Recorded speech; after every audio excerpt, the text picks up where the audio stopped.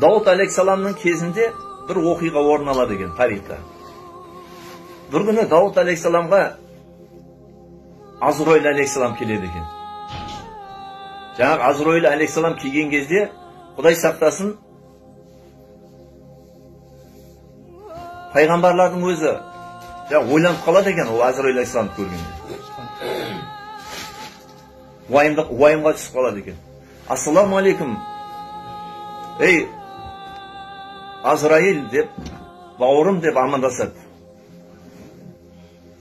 Дауд алейхиссалам. Қандай мақсатта келдің дейді, қараңыз. Өзіңнің қызметіңді атқару үшін келдің ба дейді. Оның міндеті не? Міндетіңді атқаруға келдің ба? Жоқ. Басқа бір себеппен келдің ба дейді. Сонда айтады, жоқ, мен басқа бір мәселемен келдім саған. Бір хабарды жеткізу үшін. Мынау сенің жаныңда жүрген мына жігіт саған өте адал жігіт. Сені жақсы көреді. Сенің дініңдегі бұйрықтарды ықыласпен орындайды. Алланы жақсы көреді. Сол жігіттің ғұмыры 10 күндік ғұмыры қалды дейді екен. 10 күннен кейін келіп оның жанын алып кетемін. Міне осының хабарын жеткізіп қояйын деп келдім дейді. Сөйтеді екен де, арадан 10 күн өтеді екен. Ана жігіт қайтыс болмайды. 11 күн өтеді, 12 күн өтеді. Сөйтеді де, Дауд алейхиссалам ойланып қалады екен. Қалай болды деп. Сөйтіп бірнеше күн өткеннен кейін Азраил алейхиссалам тағы да келеді екен. Жаңа Дауд алейхиссалам тағы да әбігерге түсіп қалады екен. Ассаламу алейкум. Ей, Азраил, неге жүрсің? Оның міндеті жан алу. Міндетіңді атқару үшін келдің ба? Жоқ. Бір хабарын біліп кетейін деп келдің ба деген кезде, Алла Тағала мені сізге жіберді. Бір оқиғаның хабарын жеткізу үшін келдім. Мен сізге алдын келген кезде жаныңыздағы жігіт 10 күннен кейін ғұмыры таусылады деген едім. Жанын алуға алып кетем деген едім. Сол 10 күн уақыт өтті дейді. Сөйтіп мен оның қасында келе жатырмын дейді. Оның рызығы таусылды дейді. Оның ішетін сусыны таусылған еді дейді.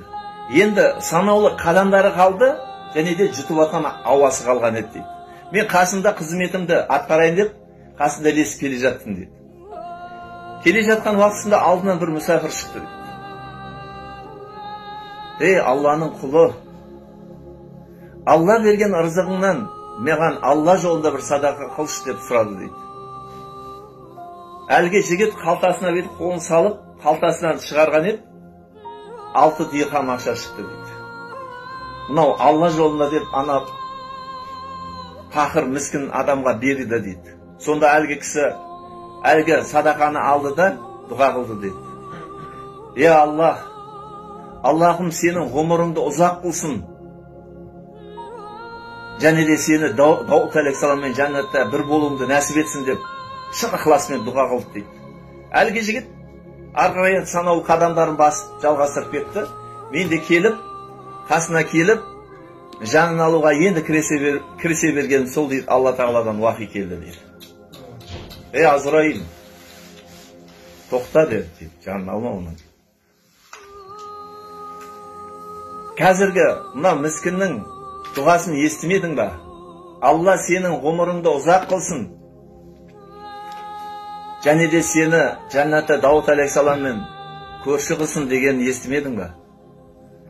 Алла сол міскінге берген 6 дирхамы үшін оған 60 жыл ғұмыр қостым дейді. Және де оны сол жәннатта Дауд алейхиссаламмен көрші болады. Осы хабарды Даудқа жеткізіп қой деп Алла Тағала маған әмір қылды. Сол оқиғаны жеткізіп